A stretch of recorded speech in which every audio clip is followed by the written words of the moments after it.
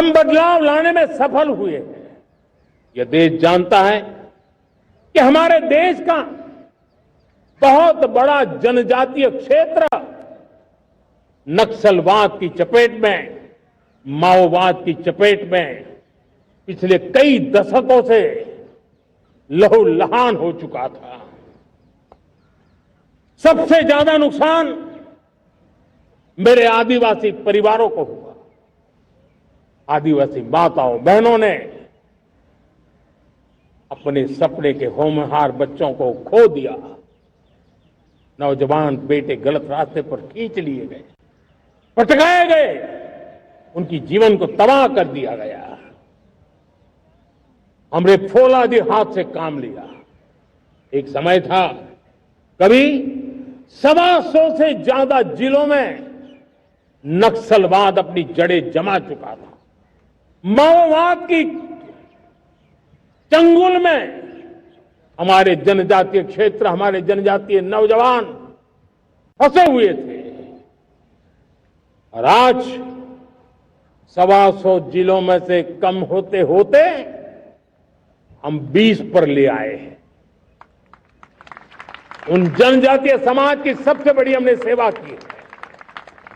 और आप देखिए, एक जमाना था जब बस्तर को याद करते ही माओवाद, नक्सलवाद, बम बंदूक की आवाज सुनाई देती थी।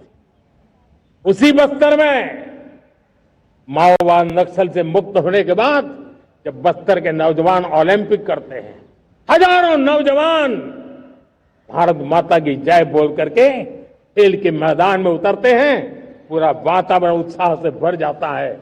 ये बदलाव देश देख रहा है।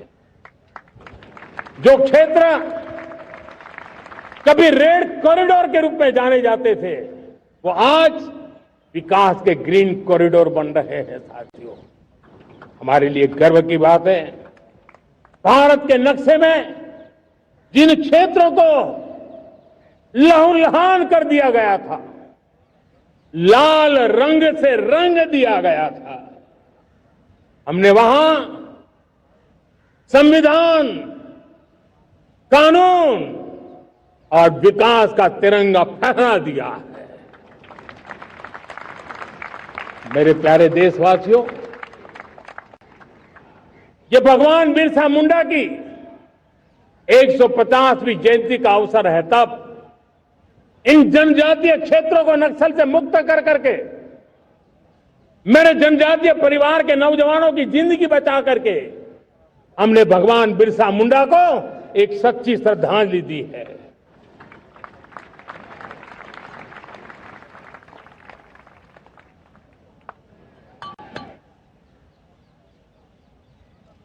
मेरे प्यारे देशवासियों, मैं आज देश के सामने एक चिंता, एक चुनौती के संबंध में आगाह करना चाहता हूं।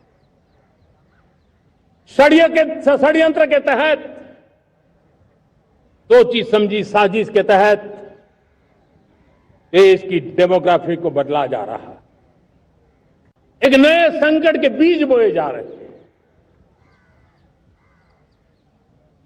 और ये घुसपैठिए मेरे देश के नौजवानों की रोजी रोटी छीन रहे हैं। एक घुसपैठिए मेरे देश की बहन बेटियों को निशाना बना रहे हैं। ये बर्दाश्त नहीं होगा।